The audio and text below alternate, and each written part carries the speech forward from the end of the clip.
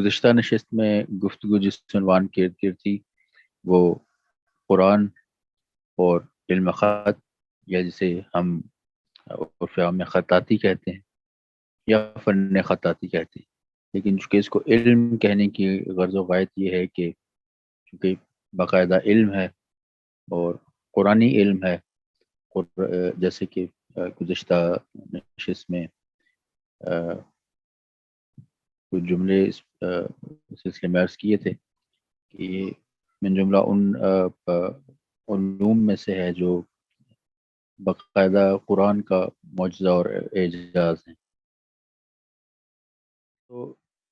گفتگو کو بنیادی طور پہ ایسا رنگ اور آہنگ دینا مقصود ہے جس میں کچھ ماضی کی بات بھی ہو، خط کی کچھ اپنی جو ماہیت ہے، اس کی جو شکل صورت ہے، اس کے حوالے سے بھی کچھ بات ہو جائے، آج کے دور سے اس کا جو تعلق ہے وہ بھی ہمارے سامنے آ جائے، اور یہ تمام معاملہ ماضی میں کس نہج پہ تھا اور آج کس نہج پہ ہے۔ دیکھیے، قرآن کا مہینہ ہے، رمضان مبارک کا ایک خاص ماحول ہمارے گرد و پیش میں ہے، رمضان کریم کی رحمتیں ہیں، سعادتیں ہیں، تو یہ مجموعی طور پہ ہمیں ایک دعوت ہے کہ قرآن کے ساتھ ہمارا جو تعلق، جو گم شدہ تعلق ہے، جو بہرحال آپ کسی بھی عنوان سے جب قرآن پاک کی طرف رجوع کرتے ہیں تو یہ سوچنا پڑتا ہے ہمیں کہ یہ تعلق آیا ہمارے روزمرہ زندگی میں کس حد تک موجود ہے، اور اگر موجود ہے تو کتنا مضبوط ہے۔ قرآن کے جس پہلو سے آشنائی حاصل ہو رہی ہے، یا میری جو بھی عرض ہے جس حوالے سے ہے، تاکہ یہ پہلو تکنیکی بھی ہے، لیکن بہرحال اس کا تعلق ہماری زندگی کے ساتھ ایسا گہرا ہے، چونکہ اسکرپٹ کے بارے میں بات ہے، پھر اسکرپٹ کی جو انسانی معاشرے میں، انسانی سماجی زندگی میں جو اس کا ایک خاص کردار ہے، جس کے بغیر انسان کی میرے خیال میں نہ تو کوئی ذاتی انڈیویجول لائف ہے اور نہ کوئی سماجی زندگی کا کوئی تصور موجود ہے، کیونکہ ابلاغ کمیونیکیشن کا ایک بنیادی ذریعہ اگر انسانی زندگی میں سے اس کو منہا کر دیا جائے، اگر اس کو مائنس کر دیا جائے، تو میرے خیال میں یہ ایک بہت بڑا سمجھیں کہ جیسے انسانی معاشرے کے بڑے ستونوں میں سے ایک ستون کو نکال دیا جائے۔ قرآن کی جو زبان ہے، قرآن کا جو ایک اسلوب ہے، اور قرآن کے براہ راست ایک معجزے کی صورت ہے، ایک جو آج جس کو ہم ایستھیٹیکل اینٹیٹی کہہ سکتے ہیں، علم خط، کیلیگرافی، خطاطی، اسکرپٹ کا جو قرآنک اسکرپٹ جب یہ ڈھل جاتا ہے عمومی معاشرے کی ضرورت سے نکل کے، جب یہ خاص طور پہ قرآن کے دائرے میں داخل ہوتا ہے، تو تب اس کی نہج کیا بن جاتی ہے، اور پھر اس روشنی میں ہمیں یہ تھوڑا اس چیز کو درک کرنے میں، اس چیز کو سمجھنے میں مدد مل سکتی ہے کہ قرآنی علوم کیا ہیں، قرآن کے براہ راست معجزات کیا ہیں، انہوں نے ہمیں کس طریقے سے ہماری زندگیوں کو ماضی سے لے کے اب تک، ماضی بعید سے لے کے اب تک منور کیا ہے، ہماری زندگیوں کو روشن کیا ہے، اور پھر وہی بات کہ یہ جو چیز زندگیوں کو منور کرنے والی ہے، اس کا آج ہماری زندگیوں سے کیا تعلق ہے، کیا ہم آج بھی اس کو اسی درجے پہ جا کے سمجھ رہے ہیں یا نہیں، اور قرآنی علوم کو اس طریقے سے ہماری زندگی میں ان کی شمولیت ہے یا نہیں، یا ہماری دسترس میں ان علوم کے اجزاء جو ہیں وہ ہیں یا نہیں، اور ہونا یا نہ ہونا اپنی جگہ پہ،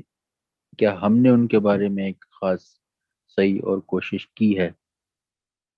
تو اس میں ایک سوال پچھلی نشست میں کیونکہ ہمارے پاس وقت بہت نہیں ہے،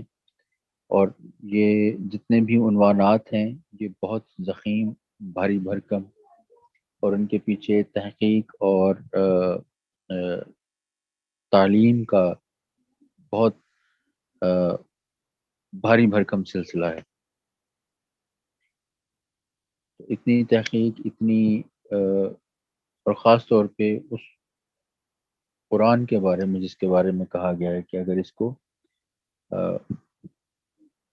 پہاڑوں پہ نازل کیا جاتا تو یہ پہاڑ ریزہ ریزہ ہو جاتا۔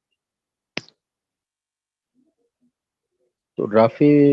نے میرے خیال میں یہ سوال کیا تھا، تو اس کا چونکہ تفصیل طلب جواب ہے، اس کو انشاءاللہ جب علم خط کی اس کے ارتقاء یا اس پہ پہلے بھی بارہا گفتگو کرنے کا موقع ملا استونس کے پلیٹ فارم سے، لیکن اس پہ کیونکہ یہ عنوان ہے خاص گفتگو کا منقاضی ہے، تو سوال ان کا یہ تھا کہ خط کوفی جو ہے وہ اس کی انسپریشن کیا ہے، کیونکہ پہلا خط ہے قرآنی سلسلے کا۔ عمومی تحریر سے، عمومی اسکرپٹ سے جب معاملہ قرآن پاک کو لکھنے کا آیا، اس میں ایستھیٹکس کو جیسے شامل کیا گیا، چونکہ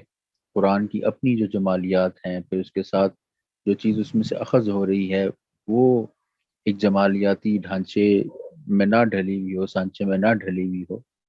تو یہ ممکن نہیں ہے۔ یہ ممکن اس لیے نہیں کہ نور میں سے نور ہی اخذ کیا جائے گا، یہ خلاف فطرت ہے کہ نور میں سے خدا نخواستہ کچھ اندھیرا یا تیرگی کا کوئی تعلق ہو۔ تو کوفک اسکرپٹ میں قرآن پاک کو لکھا گیا جو پہلے پہل سلسلہ تھا۔ اس کو اگر صحیح طور پہ ہم کہیں تو it's not the matter of inspiration, it is the continuity of the script in fact, کہ یہ جو پہلے سے تحریر کا ایک اسلوب چلا آ رہا تھا، جو ایک پورا ارتقاء ہے تحریر کا، اسکرپٹ کا، جو اپنی عمومی شکل میں تھا۔ تحریر ایک عمومی ضرورت کو پورا کر رہی تھی، جو ایک نیڈ آف رائٹنگ، کمیونیکیشن بھی تھا، اور اپنی چیزوں کو ریکارڈ کرنا بھی تھا، ایک ترتیب میں لانا، ضبط میں لانا۔ اور جب لکھ لیا گیا تو وہ ضبط تحریر میں جب لے آئے تو وہ پھر ایک ایسا ریکارڈ بن گیا جو صرف کنٹمپرری ابلاغ نہیں ہو رہا اس سے، بلکہ وہ آنے والی جو زمانے ہیں ان کے لیے بھی باقاعدہ ایک دستاویز فراہم ہو گئی، اور یہ کمیونیکیشن آف نالج ہے اسی کے تھرو ہوا۔ تو اسی عمومی اسکرپٹ کو ڈھالا گیا، جسے میں صرف ریفرنس کے طور پہ اس وقت آپ کے سامنے، جسے خط مدنی کہتے ہیں۔ خط مدنی اس کو کہا جاتا ہے۔ یہ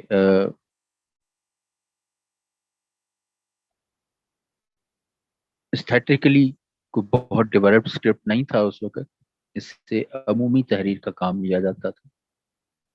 اور خط مدنی کے جو آثار ہیں ان میں جو اول اول جناب ختمی مرتبہ رسالت مآب صلی اللہ علیہ وآلہ وسلم کے جو نامہ مبارک ہیں، جو انہوں نے خطوط مبارک لکھے مختلف اسلام کی دعوت کے حوالے سے، دنیا کے مختلف جو سربراہان حکومت تھے، جو اس وقت بڑی بڑی سلطنتیں موجود تھیں، تو وہ اب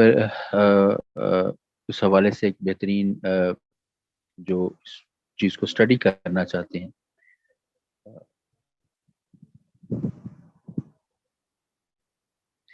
اس کے بعد پھر رفتہ رفتہ جب یہ قرآن کی طرف آیا معاملہ، تو پھر اسی اسکرپٹ کو اسٹیٹیکلی ڈیولپ کیا گیا اور اس کو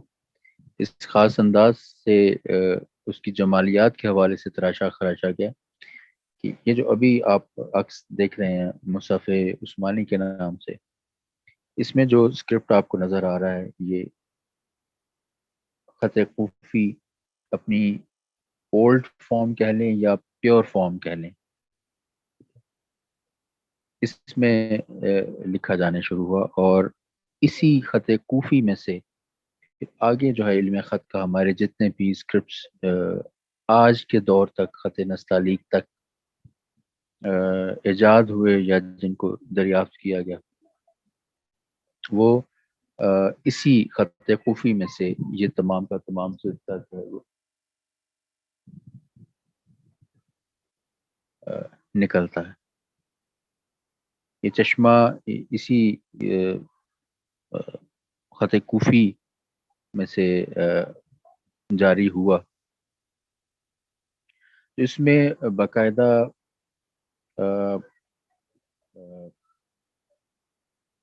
ایک بڑی زور و شور سے، خاص طور پہ جب سے ماضی میں جو سلسلہ چلتا رہا، اس کے جو مینuscripts ہمارے سامنے آئے، وہ تو اپنی جگہ ظاہر ایک تاریخی دستاویز رکھتے ہیں، لیکن ان کی صحت، ان کا ان کا جو مصدقہ ہونا، ان کے اندر جو اسکرپٹ کی جو معیار ہے، اور اس میں باقاعدہ طور پہ ایک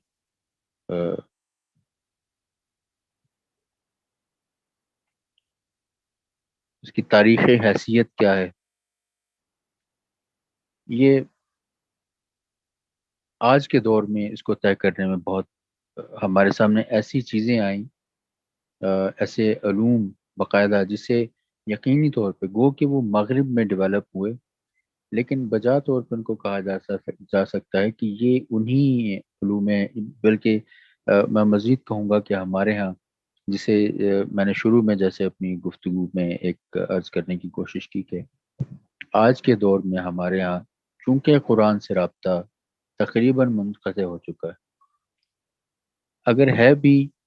تو وہ کچھ ایسی صورتوں سے یا کچھ ایسے پہلوؤں سے ہو کے آتا ہے کہ وہ جو پوٹینشل ہے، جو قرآن کا جو اعجاز ہے، اس کے معجزات کا جو ایک توانائی ہے، ہم قطعاً بھی اس سے اپنے آپ کو مستفید نہیں کر پاتے، اور نہ صرف مستفید نہیں کر پاتے بلکہ جس سطح کی اس میں تحقیق اور جس سطح کی تعلیم پھر آگے اس تحقیق کی روشنی میں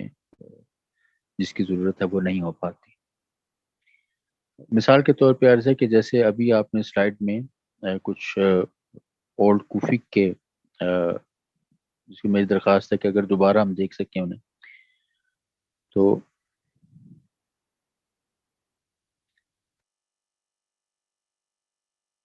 اس کے علاوہ بے شمار مینuscripts ہیں جو ہمیں دیکھنے کو ملتے ہیں،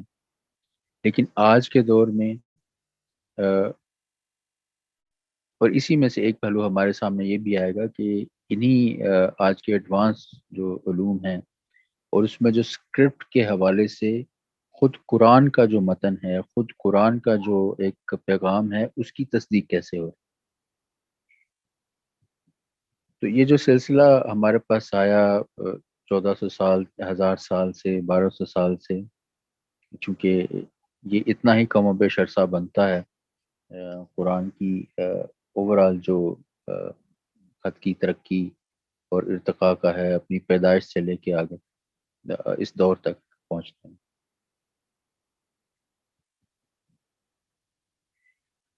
تو بیسیوں سینکڑوں دستاویزات ہمارے سامنے آتی ہیں، تو مستشرقین جو ہمارے خاص طور پہ کنٹمپریری ایج کے، چونکہ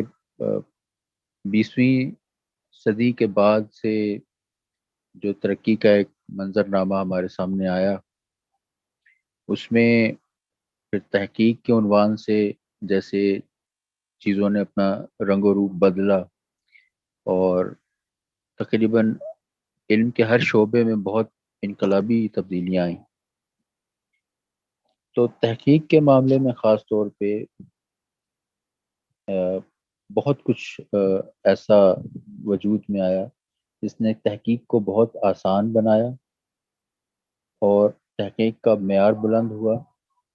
اور تحقیق پھر اسی معیاری تحقیق کے نتیجے میں بہت سے جو شعبہ علمی ہیں ان کے اندر جو مروجہ نظریات اور کانسیپٹس یا آئیڈیالوجیز تھی، ان کو انقلابی ریولوشنری بنیادوں پہ بدلا گیا، اور ان میں دوبارہ سے ان کو ریفریش کیا گیا، ان کی طرف دوبارہ رجوع کیا گیا۔ تو اسی طرح مستشرقین نے بھی ان مینوسکرپٹس کے حوالے سے بہت سی ایسی چیزوں کو پھیلا رکھا تھا، اور قرآن پاک کے مختلف نسخوں اور قرآن پاک کے مختلف مینوسکرپٹس کے حوالے سے ایک آبجیکشنز کی بھرمار تھی، اور اسی حوالے سے قرآن پاک کے متن کو، چونکہ ریکارڈڈ جو ہے وہ اس میں کیا ہے، قرآن پاک کا متن ہے، قرآن پاک کا جو عبارت ہے، قرآن پاک کا جو پیغام ہے، آیات ہیں، وہ اسکرپٹ کی صورت میں ریکارڈڈ ہیں، لکھا گیا ہے۔ اس میں بہت سے مستشرقین ان بحثوں میں مبتلا کر رہے تھے، خود بھی مبتلا تھے، اور آگے بھی ان بحثوں کو پھیلا رہے تھے، اور انہوں نے بہت کامیابی سے پھیلایا، اور اس میں قرآن پاک کے متن کو، قرآن پاک کی آیات کو انہوں نے اپنے اعتراضات کا نشانہ بنایا کہ یہ متن یا یہ آیت تاریخ کے اعتبار سے اس دور کی ہے، اور اسی تاریخی اور دور کے اختلاف کو سامنے لاتے ہوئے انہوں نے اس چیز کو سامنے لانے کی کوشش کی کہ یہ قرآن پاک کا حصہ نہیں ہے۔ یعنی کہ اب دیکھیے کہ صرف اسکرپٹ کی بنیاد پہ کیسے ایک پورے ڈیوائن جو ہمارے سامنے ایک سلسلہ ہے پرانی، اس میں ایک کس قدر بڑی بحث کو جنم دیا گیا، جس کے مذہبی اعتبار سے دیکھیں، علمی اعتبار سے دیکھیں تو بہت، چاہے وہ کسی بھی پہلو سے ہم دیکھ لیں تو اس کے بہت دور رس نتائج ہیں، جو کہ اپنی نوعیت میں کوئی بہت مثبت نہیں ہے۔ لیکن اس میں پھر دیکھیے کہ کس طریقے سے ہمیں مدد ملتی ہے کہ 2-3 ڈپارٹمنٹس اس میں باقاعدہ اپنا تحقیق کے معاملے میں کام شروع کرتے ہیں، جس میں پہلا ہے مونو کاربن انالیسس۔ یہ باقاعدہ ایک فورینزک ٹیسٹ ہے جو کہ مینوسکرپٹس کا کیا جاتا ہے، جو کہ آج کے دور کا ایک تحفہ ہے ہمارے سامنے تحقیق کی دنیا میں خاص طور پہ۔ تو تحقیق میں اس عنوان سے جیسے مونو کاربن انالیسز ہے، اور اس کے ساتھ پھر جیسے پیلیوگرافی، یعنی ڈسائفرنگ کا ایک پہلو جو انٹروڈیوس کروایا گیا، کوڈیکالوجی جسے کہتے ہیں، ٹھیک ہے، ڈیکوڈیفائی کرنا، اور اس کے جو ماہرین پیدا ہوئے تو انہوں نے باقاعدہ انہی مستشرقین کی ان سو کالڈ جو آبجیکشن تھی ان کو رد کیا، اور قرآن پاک کے متن کے مصدقہ ہونے کے حوالے سے ان آج کے جو ان ماڈرن فورینزک ٹیسٹ سے یا علوم کے فلٹر میں سے ان کو گزارا گیا، ان کی روشنی میں جب ان کو سائنٹیفک بنیادوں پہ پرکھا گیا، تو ان میں سے اکثریت بلکہ کلن جو ان مستشرقین کی جو آبجیکشنز تھیں ان کو رد کیا گیا۔ تو یہاں پہ ایک کتنا بڑا پہلو ہمارے سامنے آتا ہے کہ اسکرپٹ بذات خود، یہ خدا نے جو قرآن ایک ہمارے سامنے ایک معجزہ ہے، اس کی دیکھیے کہ کس طرح سے آپس میں ایک تعلق اور ناتا ہے، اور کیسا خوبصورت تعلق ہے کہ اسکرپٹ بذات خود قرآن کے پیغام کی تصدیق کا ذریعہ بن رہا ہے۔ تو ابھی یہ دیکھیے کہ بے انتہا تحقیق میں سے اس کے ایک پہلو کے بارے میں فقط ایک یا آدھ جملہ ہم بیان کرنے کے قابل ہو پائے ہیں اس 40 منٹ کے ہمارا جو ایک سیشن ہے۔ تو اس بیش بہا تحقیق سے مستفید ہو کے صحیح معنوں میں ہم قرآن کے جو اس خاص عنوان کے حوالے سے ہم بات کریں، یعنی اسکرپٹ آف قرآن جو ہے، یعنی کیلیگرافی، یعنی علم خط، تو ہم کس قدر بڑی بحثوں کو جنم دے سکتے ہیں، کس قدر علمی معیار کو، اپنے علمی قد کو بلند کر سکتے ہیں۔ قرآن کے متعلق جو مفاہیم ہیں، جو مطالب ہیں، جو بحثیں ہیں، جو ہمارے ہاں ابھی جنہوں نے ماضی میں تھیں شاید، اب ہمارے ہاں چونکہ ہم نے اپنا تعلق نہیں رکھا ویسا، اہل علم کا تعلق قرآن کے ساتھ سمجھنے کے حوالے سے، اس کو برتنے کے حوالے سے، اپنی زندگی میں شامل کرنے کے حوالے سے ویسا نہیں ہے جیسا ہونا۔ اچھا، بات میں عام آدمی کی نہیں کر رہا، کیونکہ ایمان یہ بھی ہے کہ ہر آدمی کے پاس ہی علم اور شعور ہے، لیکن بہرحال ایک عالم کا اور ایک آ، آ، کیسے شخص کے مقابلے میں جس کے پاس ویسا علم نہیں ہے، بہرحال فرق موجود ہے۔ تو بات اہل علم کی ہو رہی، کس عام حیثیت میں جو تعلق ہے اس پہ بحث نہیں ہے۔ ایک جو اہل علم کا جو طبقہ ہے، جن کا کام ہے کہ وہ علم کی اول و آخر کو جانچیں پرکھیں اور اس کی بڑھوتری اور نشو و نما میں اپنے دور میں اپنا ایک کردار ادا کریں۔ تو یہ ایک عرض بھی ہے، ایک گزارش بھی ہے، اور ایک دعوت بھی ہے کہ ہم قرآن پاک کے اس مہینے میں، اس خاص ماحول میں، اس خاص روحانی فضا میں قرآنی علوم کے ساتھ اپنے تعلق کو مزید گہرا کریں، اس صورت میں کہ صحیح یہ ہو کہ جس قدر بھی اس میں تحقیق، جو کہ جس کا دروازہ ہمارے ہاں تقریباً ہم نے خود بند کر رکھا ہے، اہل علم اس کی طرف رجوع کریں، اور یقیناً پھر اس میں سے جو نور کا ایک دریا ہے وہ ہماری زندگیوں کو سیراب اس طریقے سے کرے گا کہ جیسے خدا تعالیٰ، خدا وحدہ لا شریک نے جس مقصد کے لیے اس قرآن پاک کو قلب رسول خدا صلی اللہ علیہ وآلہ وسلم پہ نازل فرمایا۔ امید ہے کہ آپ سب لوگوں کے سامنے جو میں کچھ عرض کرنا چاہ رہا تھا وہ پہنچانے کے قابل ہو سکا ہوں۔ تو اس میں ایکچولی ایک دو کوشچنس تھے میرے۔ اچھا، please correct me if I am wrong, آپ نے جو ابھی مقدمہ پیش کیا اس سے امپریشن یہ مل رہا ہے کہ آپ کہنا یہ چاہ رہے ہیں کہ جو مثال جو کوفک سٹائل ہے وہ ڈیوائنلی انسپائرڈ نہیں ہے، اس کے کوئی نیچرل کازز تھے۔ آپ بیسیکلی یہی میسج کنوے کرنا چاہ رہے تھے ابھی اپنی یہ ٹاک میں؟ نہیں، ڈیوائن انسپریشن میرے خیال میں یہ دو مختلف پہلو آ جاتے ہیں۔ دیکھیں نا، اگر جو ولی ہے مثال کے طور پہ جو کوفک سٹائل ہے اس کو ایسوسیٹ کیا جاتا ہے علی کے ساتھ، کہا جاتا ہے کہ وہ انہوں نے کریٹ کیا تھا، ٹھیک ہے کہ نہیں؟ اب جو ولی ہے بیسیکلی وہ آپ اس کا اس طرح کہہ سکتے ہیں he becomes the instrument of God, ٹھیک ہے، اور وہ وسیلہ بنتا ہے بہترین ایک پرفیکٹ وسیلہ بنتا ہے جس کے تھرو جو علم عالم غیب کی جو حقائق ہیں وہ پھر ان کا اظہار ہوتا ہے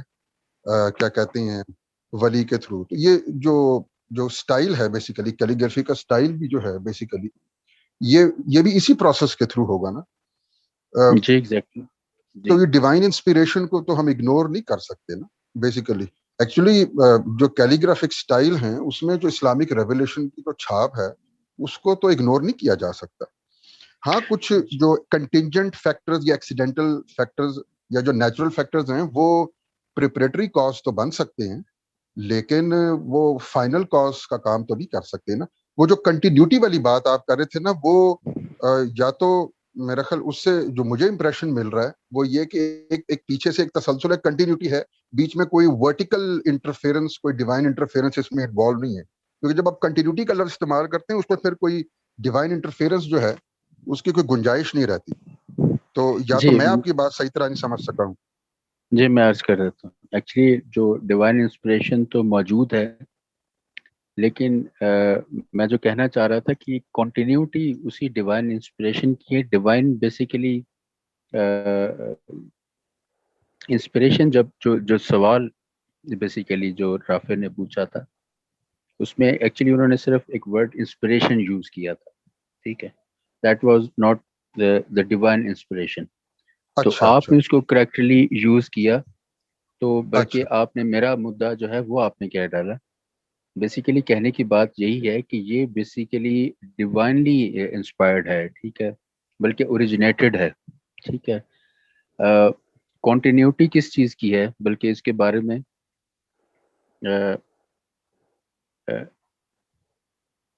جب ہم ارتقاء یا اس کے ایوولوشن کو اسکرپٹ کے ایوولوشن کو اسٹڈی کرتے ہیں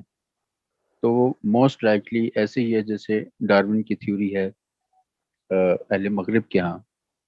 اور انسانی معاشرے کو ارتقاء کو وہ اس کے ساتھ جوڑتے ہیں. اور ہمارے یہاں انسان کی جو ابتدا ہے اس کے بارے میں باقاعدہ جو حضرت آدم سے ایک سلسلہ شروع ہوا اور نبوت کے اور ڈیوائنلی انسپائرڈ جو سلسلہ ہے بالکل حضرت آدم کی خلقت سے لے کے جیسے آگے سلسلہ چلتا ہے. تو اسی طرح ہمارے ہاں چونکہ ان کے ہاں یہ سلسلے کو اس طریقے سے بیان کیا گیا اہل مغرب کے ہاں کہ اسکرپٹ جو ہے یہ رفتہ رفتہ جیسے جیسے انسان نے ترقی کی تو اس کے ساتھ ساتھ اس کا ایک ارتقاء ہے. اور وہ پہلا جملہ یہی ملتا ہے کہ یہ لکیروں کے علم سے اور یہ لکیروں کا علم اس سے پہلے کیا تھا کس طریقے سے کمیونیکیٹ کیا جاتا تھا ہم اس کے بارے میں صحیح طور پہ نہیں جانتے. لیکن جو اس میں قرآنک پرسپیکٹیو ہے یا جو ڈیوائن اس میں جو ایک کنسپٹ ہے وہ یہ ہے کہ باقاعدہ یہ علوم نبیوں کے ذریعے ولیوں کے ذریعے جیسے آپ نے ولایت کا بھی ذکر کیا جس میں آپ نے مولا علی کرم اللہ وجہ کا جو ذکر خیر فرمایا تو یہ باقاعدہ علوم جو ہیں یہ نبیوں کو عطا کیے گئے. جیسے لکھنے کا علم جو ہے حضرت آدم علیہ السلام کے بعد جس ہستی نے باقاعدہ لکھنا شروع کیا وہ حضرت ادریس علیہ السلام. تو کپڑا سینے کا علم اور لکھنے کا علم جو ہے یہ حضرت ادریس علیہ السلام سے چلا. تو آپ نے تو بجا طور پہ یہ فرما دیا کہ یہ اس میں ایک جو ڈیوائن انسپریشن ہے بلکہ اس کا تو اوریجن ہی ایک جو اس کی ایک جو خدا وحدہ لا شریک کا ایک تحفہ ہے انسانیت کے لیے. ہاں اس کے بعد یہ ہے کہ ترقی اس کا ارتقاء جو ہے وہ انسانی کاوش اور لیکن وہ بھی چونکہ جیسے آپ نے ایک اصطلاح ہمارے سامنے رکھ دی کہ ڈیوائن انسپریشن کے زیر اثر یہ آج تک چلا اور پھر یہ اس میں جو قرآن کا معجزہ جو ہے وہ شامل ہوا تو یہ تو حتماً خدا وحدہ اللہ شریک کا چونکہ ایک ڈیوائن ریولیشن ہے تو اس میں جو ایک ڈیوائن اسپرٹ ہے اس کے سوا تو بات ہو نہیں سکتی. بہت خوب شاہد صاحب. اب یہی ارتقاء کے حوالے سے کیونکہ وقت اب ختم ہونے کو ہے تو ابن البواب کے آپ جو دکھانا چاہ رہے تھے وہ دکھا دیں images. G G G please یہ ایک تبرکن سلسلہ تھا کہ ہم تاریخ علم خط کے ایک بہت بڑے نام کے، چونکہ ان کے ہاتھ کا لکھے ہوئے ذرا یہ واضح مینوسکرپٹس ہمارے سامنے اویلیبل تھے،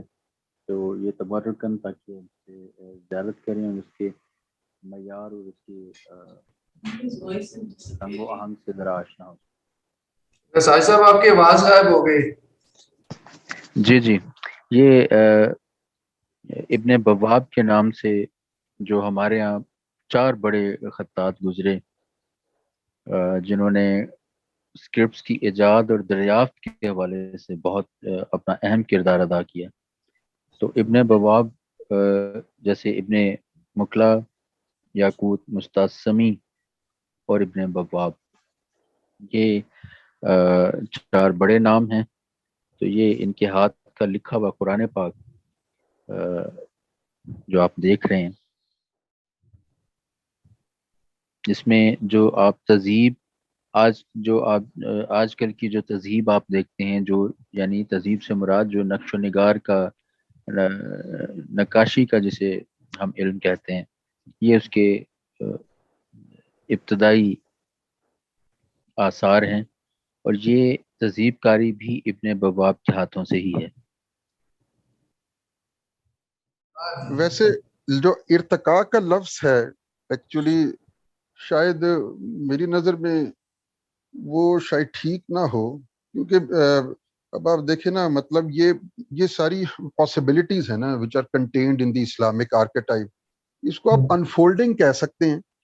کہ اسپیشو ٹیمپورل ڈومین میں possibilities, all the possibilities which are already contained in the divine order, in the Islamic archetype, وہ پھر کریٹڈ آرڈر میں وہ possibilities کس طرح مینیفیسٹ ہوتی ہیں اسپیشو ٹیمپورل ڈومین میں. تو یہ انفولڈنگ کا لفظ زیادہ بہتر رہے گا، کیونکہ وہ جی میں نے اپنی گفتگو میں میں نے ایجاد اور دریافت دونوں ہی لفظ استعمال کیے،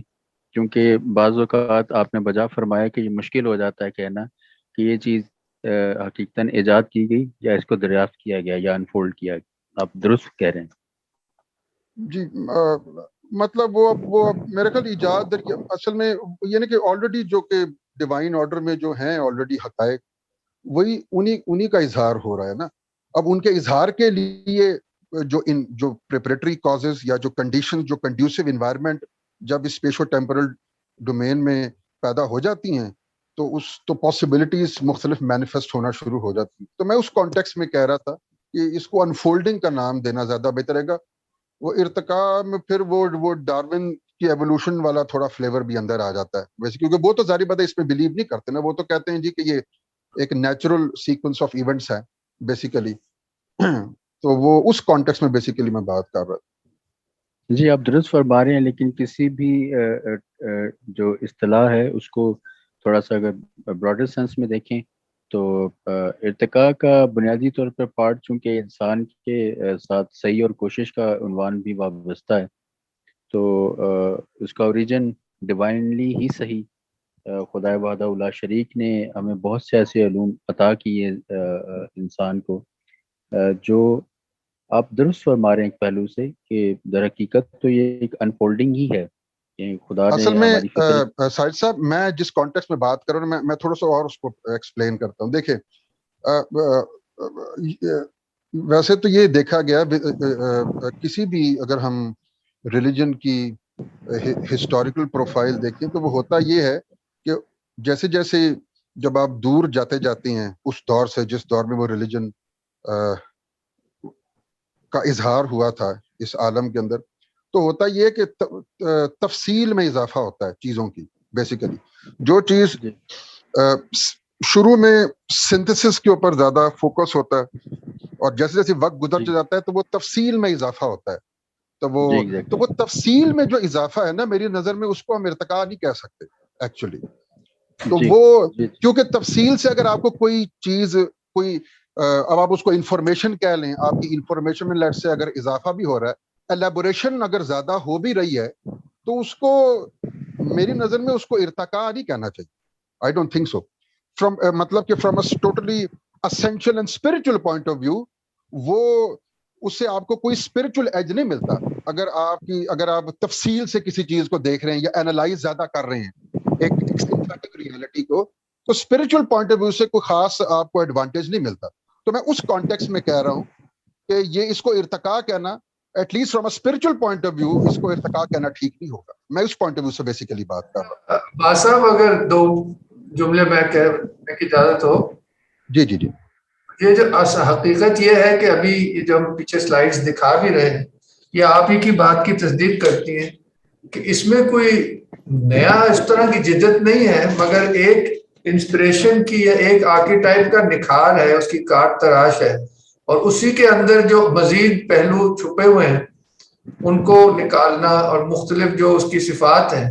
مگر بیسک چیز ایک ہی ہے جس کو وقت کے ساتھ اور نکھارتے گئے, جیسے آپ کہہ رہے ہیں اس جی کی جی جی جی جہتوں کو دیکھتے گئے, اور اس کے وسیلہ میں خاص لوگ بنے نا. اب یہ دیکھیے, یہ احمد بن سہروردی, یہ ہو سکتا ہے کسی تصوف سے تو ان سب کا تعلق تھا ہی, کہتے ہیں کہ 80 سے 90% جو خطاط تھے وہ تصوف سے جڑے ہوئے تھے. ان کے دیکھیں نام سے ہی پتہ چل رہا ہے, ان کو ابن شیخ سہروردی بھی کہا جاتا ہے. تو یہ لوگ بھی انسپائرڈ ہی تھے نا, اور وہ ایک پرفیکشن کی تلاش میں تھے. تو اس طرح سے آپ کی بات, اس کی جو فزیکل بھی جو اس کی ڈیولپمنٹ ہے, وہ آپ کی بات کی تائید ہی کرتی ہے کہ وہ ایک ہی آرکیٹائپ کو پھر آگے اس کو کرتے گئے, نکھارتے گئے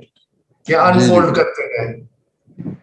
جی جی جی بالکل یہی کہنا ہے. اب دیکھیں نا, مطلب فرض کر لیں کہ دو خدا کے ولی ہیں, اور لٹ سے ان میں اگر 500 سال کا فرق ہے, اور وہ 500 سال میں یقیناً مختلف علوم جو ہیں وہ ان کا اضافہ ہوا ہوگا. تو کیا ہم یہ کہہ سکتے ہیں کہ جو 500 سال بعد جو ولی آیا ہے وہ اسپرچل پوائنٹ آف ویو سے 500 سال پرانے والے ولی سے افضل ہوگا because of this, only because of this factor? I don't think so. From an essential point of view, from a spiritual point of view, ہو سکتا ہے وہ دونوں ایک ہی درجے پہ ہوں. جی, میں آپ کی اس بات کو اگر خط میں لاؤں تو اس میں جو ایسنس ہے وہ چینج نہیں ہو رہا. اب دیکھیں نا, یہ جب بواب کا ہے یہ, اور وہ دوسرا والا اس کے بعد کا ہے جو ہم پہلے دیکھ رہے تھے, یہ والا بعد کا ہے, مگر ان ایسنس تو کوئی آرکیٹائپ تو ایک ہی ہے. جی جی. تو ایکچولی اور بہتر ورڈ ہوگا کہ جو ویریشنز آتی ہیں بیسیکلی وہ تو صرف اس لیے آتی ہیں کہ ایک ہی حقیقت ہے, اس کا اظہار جو ہے وہ مختلف طریقے سے ہو رہا ہے, کیونکہ جو کنٹینجنٹ فیکٹرز ہیں, جو ایکسیڈنٹل فیکٹرز ہیں, وہ ویری کر رہے ہیں فینومینل ورلڈ کے اندر. مطلب مثال کے طور پہ ایک ہی وائٹ لائٹ ہے, اس کو اگر آپ ریڈ فلٹر سے گزار دیں گے تو آپ کو لال روشنی نظر آئے گی. اسی ایک وائٹ لائٹ کو آپ بلو فلٹر سے گزار دیں گے تو آپ کو بلو روشنی نظر آئے گی. حقیقت ایک ہی ہے, لیکن کیا کہتے ہیں, جو ایکسیڈنٹل فیکٹرز ہیں وہ چینج ہو رہے ہیں اسپیشو ٹیمپرل ڈومین میں, جس سے پھر آپ کو ویریشن اور فلکچویشنز نظر آتی ہیں. تو میں بیسیکلی میں بات کرنا چاہ رہا ہوں. تو آئی ڈونٹ تھنک سو کہ اس کو ارتقا کہنا چاہیے. یعنی کہ ایک محدود طریقے سے اس طرح کا ارتقا کہہ سکتے ہیں کہ ایک شخص نے بیج لگایا, پھر آہستہ آہستہ وہ پودا جو ہے وہ بڑا ہوا, تو وہ پودا تو وہی رہا نا, مگر بعد میں اس کے پتے بھی آئے, پھول بھی کھل گئے. تو وہ جو ایک کنٹینیوٹی ہے آف ایسنس وہ نظر آتا ہے, اور اس طرح سے ایک محدود پیرائے میں اس کو آپ ارتقا یا گروتھ کہہ لیں, یہ بھی جائز ہے. میں سمجھتا ہوں کہ حتمی طور پر اس کو نہیں, اس بات کو نکالا جا سکتا. نہیں, میں یہ نہیں کہہ رہا, میں کہہ رہا ہوں اس کی اپنی اہمیت ہے, لیکن from an essential point of view وہ مطلب وہ کوئی اسپرچل ایج تو نہیں دے گی نا وہ. میں اس پوائنٹ آف ویو سے کچھ عرض کرنے کی اجازت ہے مجھے. جی جی جی, دیکھیے محترم عباس صاحب, یہ جو آپ گفتگو فرما رہے ہیں, در حقیقت یہ اس لیول کی گفتگو, اس درجے کی گفتگو ہونی چاہیے, لیکن چونکہ اس کی اگین ایک کنٹینیوٹی نہیں ہے ہمارے ہاں. یہ جو عناوین یا جن اسپیکٹ سے آپ توجہ دلانے کی کوشش کر رہے ہیں, یہ بنیادی طور پہ گفتگو ہمارے ہاں موجود نہیں ہے. آپ اپنی جو خاص طور پہ اسکرپٹ کے حوالے سے, یا اس میں جو ہماری ایک عمومی عام ذہن کی جو اپروچ ہے وہ ابھی ان عناوین کے ارد گرد نہیں گھومتی. لیکن ہونا یہی چاہیے اور اسی درجے کی گفتگو ہونی چاہیے. اور ان میں سے بنیادی طور پہ جب گفتگو کو پہنچانے کا مقصد ایک عام ذہن تک، اس میں جو اصطلاحات ہیں بعض اوقات تو بہت مختص یا اسپیسیفک نہیں ہوتی. ایک عام پیرائے میں بات کو، چونکہ ہمارے ہاں تو ابھی بہت سی چیزوں کی فاؤنڈیشنز رکھنا ہی ہمارے لیے بہت سمجھیں کہ ایک بڑا کام اس میں شمار کرتے ہیں، اس طریقے سے ان کو مسمار کر دیا گیا ہے. ٹھیک، تو ہونا تو یہی چاہیے کہ یہ گفتگو آگے بڑھے، اور اس ڈیبیٹ یا اس گفتگو یا اس بحث کے نتیجے میں ہم بڑی اسپیسیفک اور بڑی ویل ڈیفائنڈ ٹرمینالوجیز کو اڈاپٹ کریں. جیسے آپ نے ایک بڑی سینسٹیوٹی کے ساتھ ارتقاء کے لفظ کو لے کر کے آپ نے کہا کہ اس میں کچھ دوسری جو ورڈز ہیں وہ بھی یوز کیے جا سکتے ہیں. یقیناً ہر لفظ کی اپنی ایک تشریح ہے. تو اگر اس طرح کی سینسٹیوٹی ہمارے ہاں بحثوں میں، چاہے وہ بحث نہ بھی ہو، سننے کا بھی ایک معیار ہوتا ہے، بولنے کا بھی ایک معیار ہوتا ہے. تو اگر ہر جگہ پہ ماشاءاللہ سے ایسا معیار ہو، کسی بات سے متفق ہونا یا نہ ہونا ایک اور بات ہے، لیکن بہرحال اگر اس درجے کی سینسٹیوٹی ہمارے ہاں لکھنے میں، بولنے میں، سننے میں اور تحقیق کے معاملے میں ایک عام ذہن کے حوالے سے بھی موجود ہو، تو یقیناً پھر ہمارا علمی سفر، خاص طور پہ یہ سینسٹیوٹی تصوف کو سمجھنے کے حوالے سے، اور جیسے محترم تیمور صاحب نے فرمایا کہ جو علم خط کا جو تعلق ہے وہ تصوف کے ساتھ، انر سیلف کے ساتھ تو لازمی اور واجب ہے. ٹھیک ہے، ماشاءاللہ، بہت ہی اچھی، بہت شکریہ باز صاحب، آپ نے بیچ میں بڑے اہم سوال اٹھائے اور گفتگو کی، اس کے لیے بہت شکریہ. اور ساجد صاحب، آپ نے موقع فراہم کیا اور اس کو آگے لے کے چلے.